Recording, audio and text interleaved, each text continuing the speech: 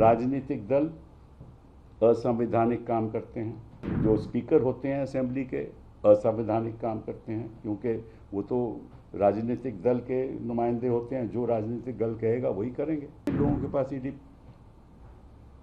पहुंच गई थी, सुना है थप्पड़ भी मारे। राज्यसभा में आम आदमी पार्टी के 10 में से 7 लोगों ने ये तय कर लिया कि हम भाजपा के साथ मर्ज करेंगे। अब शायद ना भाजपा को और ना इन 7 लोगों को संविधान की ज़्यादा समझ तो मुझे लगती नहीं, क्योंकि इनको खुद नहीं पता होगा कि मर्जर का मतलब क्या है। इतना इनको पता है कि किस तरह से किसी को खरीदना है, किस तरह से लोभ देना है, इस पे तो उनकी पूरी जानकारी है। लेकिन संविधान के मुताबिक ये सही है या गलत है, असंवैधानिक है या नहीं, मैं समझता हूँ कि ना इनको मालूम है, ना भाजपा को मालूम है, ना उन लोगों को जो इसमें सहमति देंगे। अब मैं आपको मर्जर की बात बता दूं। पहले तो आपको मालूम है कि हिंदुस्तान में 1985 में 10th शेड्यूल लागू हुआ। इसलिए लागू हुआ कि एक दल से लोग दूसरी दल में जा रहे थे और फिर वहाँ पद ले रहे थे। तो फिर लोगों ने सोचा, पार्लियामेंटेरियन ने सोचा कि कॉन्स्टिट्यूशनल अमेंडमेंट करके इसको रद्द करना चाहिए। मतलब कि जो ऐसा काम करे, वो आया राम गया राम कहते थे उस समय, जो ऐसा काम करे उसकी जो नागरिकता, उसकी जो मेंबरशिप है वो रद्द होनी चाहिए। तो फिर उसमें 2 प्रावधान रखे गए। एक तो अगर पार्टी स्प्लिट करती है, मतलब कि अगर मेरे 99 लोग हैं कोई भी पार्टी के, और उसमें 1/3 ये तय कर लें कि हम अलग होने जा रहे हैं, हाँ, तो वो अलग हो सकते हैं, लेकिन 1/3 होने चाहिए। फिर होता क्या था कि पहले 10 लोग करते थे स्प्लिट, और उनके खिलाफ अगर पिटिशन डाली जाती थी ये गलत है, तो स्पीकर फैसला नहीं करता था, क्योंकि स्पीकर तो उन्हीं का होता था जो सत्ता में है। फिर 10 लोग और स्प्लिट करते थे, फिर 20 हो जाते थे, फिर भी 33 नहीं होते, फिर भी स्पीकर फैसला नहीं करता था। फिर 13 और हो जाते थे, फिर स्पीकर कहता था ठीक है। तो ये मामला चलता रहा, और फिर मेंबर ऑफ पार्लियामेंट सरकारों ने सोचा था ये बिल्कुल गलत हो रहा है, मतलब कि उस समय इसको डिस्क्वालीफाई होना चाहिए, और फिर सुप्रीम कोर्ट की जजमेंट आ गई। तो जो 1/3 का जो प्रावधान था स्प्लिट का, वो रद्द कर दिया, उसको निकाल दिया 10th शेड्यूल से। अब एक और रह गया मर्जर का। अब मर्जर का क्या मतलब है आपको मालूम है? मैं कहूं कि साहब मैं मेंबर ऑफ पार्लियामेंट में कहूं मैं बीजेपी में मर्ज हो सकता हूं, ये तो नहीं हो सकता ना। ऐसे तो कोई भी मर्ज कर लेगा। तो संविधान में लिखा है, 10th शेड्यूल में लिखा है कि सबसे पहले पॉलिटिकल जो राजनीतिक दल है उसको फैसला लेना होगा कि हम इस पार्टी के साथ मर्ज कर रहे हैं, ठीक है। मतलब कि आम आदमी पार्टी को, क्योंकि तो आम आदमी पार्टी की बात है, अगर आम आदमी पार्टी ऑर्गेनाइजेशनल लेवल पे बैठक बुला के रेजोल्यूशन पास करके यह तय कर लें कि हम भाजपा के साथ as a political party merge करना चाहते हैं, ठीक है। एक दूसरे किस्म का मर्जर भी हो सकता है कि मैं और एक और पार्टी मिल जाएं, हम दोनों कहें कि हम मर्ज करना चाहते हैं, दोनों रेजोल्यूशन पास कर लें और नई पार्टी बना लें, ठीक है। तो पहला कदम होगा पॉलिटिकल पार्टी राजनीतिक दल को मर्जर करने का। फिर बात आएगी कि जो सांसद में रोड बैठे हुए हैं, सांसद में है, जो संसद में बैठे हुए सांसद लोग हैं, उनका मर्जर कैसे होगा? पॉलिटिकल पार्टी तो मर्जर हो गया, समझ लीजिए उस पॉलिटिकल पार्टी के 10 लोग मेंबर ऑफ पार्लियामेंट है, लोकसभा के हैं। तो अगर वो 10 कहें कि साहब हम तो नहीं करना चाहते, क्योंकि उस समय तो वो मेंबर ऑफ पार्लियामेंट है ना, तो फिर इसमें लिखा है 10th शेड्यूल में कि उसके अगर 2/3 लोग, एक बार राजनीतिक दल का मर्जर हो जाए, उसके बाद 2/3 लोग मेंबर ऑफ पार्लियामेंट उस पार्टी के जो लोकसभा में होंगे, अगर वो रेजोल्यूशन पास कर लें तो उनका भी मर्जर हो जाएगा। लेकिन एक तिहाई का क्या होगा? अगर 10 में से 4 लोग कहें साहब या 3 लोग कहें साहब हम नहीं मर्ज करना चाहते, तो फिर स्पीकर क्या करेगा? उनको एक सेपरेट रोल दे देगा, सेपरेट सिटिंग अरेंजमेंट भी दे देगा, वो अपने आप को इंडिपेंडेंट कर सकते हैं क्योंकि 2/3 तो उस तरफ चले गए। तो इसका उल्टा नहीं हो सकता। मतलब पहले 2/3 राज्यसभा में या लोकसभा में मर्ज कर जाए, वो तो हो ही नहीं सकता क्योंकि सबसे पहले तो पार्टी मर्ज करनी पड़ेगी। मैं आपको अब पढ़ भी देता हूं ताकि आपको समझ भी आ जाए जो मैं कह रहा हूं। ये संविधान में लिखा है, वो मैं सरल तरीके से आपको समझा देता हूं। ए member of a house shall not be disqualified under paragraph 1 of paragraph 2.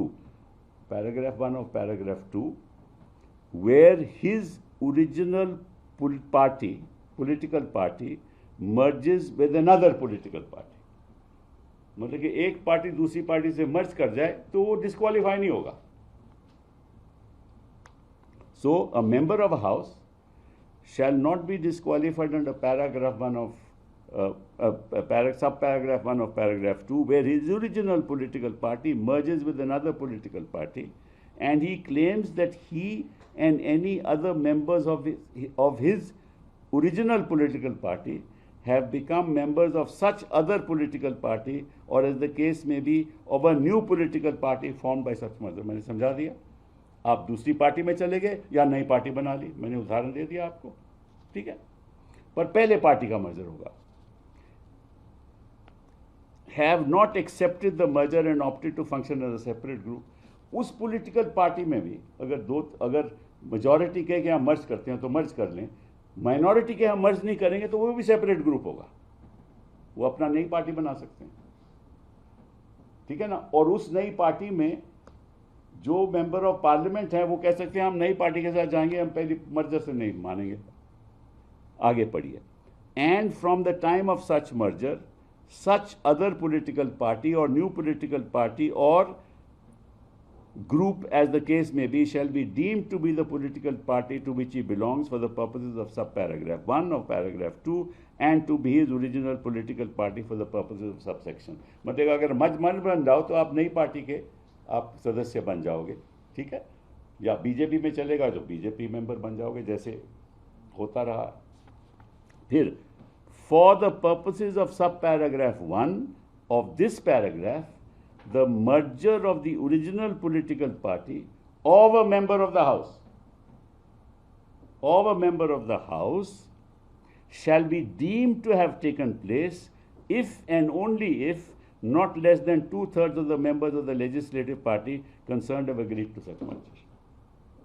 तो फिर आएगी बात, एक बार पार्टी मर्ज कर गई, फिर आएगी बात कि भाई मैं तो मेंबर ऑफ पार्लियामेंट हूं, मैं तो आम आदमी का मेंबर था, पार्टी तो मर्ज कर गई बीजेपी में, तो मेरा क्या होगा?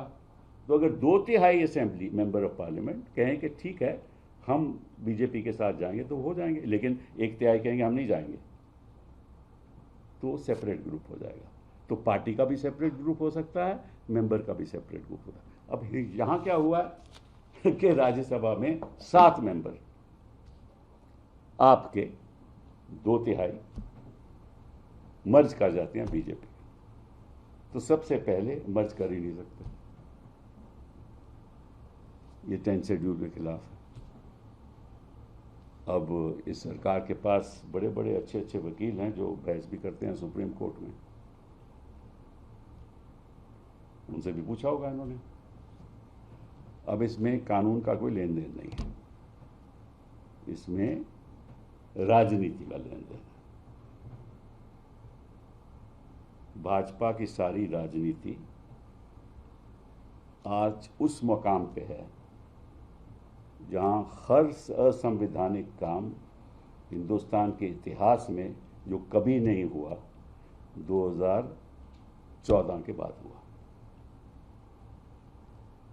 चुनी हुई सरकारें गिरा दो, ऐसी इसी तरीके से महाराष्ट्र में क्या हुआ, यही हुआ। पार्टी कौन सी मर्ज की? शिवसेना की नहीं मर्ज की ना, फिर भी शिंदे साहब मंत्री बन गए, मान्यता दे दी उनको। क्यों मान्यता दी? प्रॉब्लम हमारे देश में क्या है बताओ? राजनीतिक दल असंवैधानिक काम करते हैं, चेयरमैन जो स्पीकर होते हैं असेंबली के असंवैधानिक काम करते हैं, क्योंकि वो तो राजनीतिक दल के नुमाइंदे होते हैं, जो राजनीतिक दल कहेगा वही करेंगे, वो असंवैधानिक काम करते हैं। कोर्ट फैसले नहीं करते, सालों साल फैसले नहीं होते, और फिर हमें आरोप लगता है कि हम बयान क्यों दे रहे हैं। हम सही बात करें तो आप लोग उसको चलाते नहीं हो, और जो गलत बात करते हैं आप 24 घंटे चलाते हो। यह मीडिया की राजनीति है। तो मीडिया में राजनीति और असंवैधानिक काम करके अपना सत्ता को मजबूत करना, लोगों को तोड़ देना, मजबूर करना, ईडी। अब इनके पीछे आपको मालूम है, मैं ज़्यादा कुछ कहना नहीं चाहता, आपको मालूम है किन लोगों के पास ईडी पहुंच गई थी।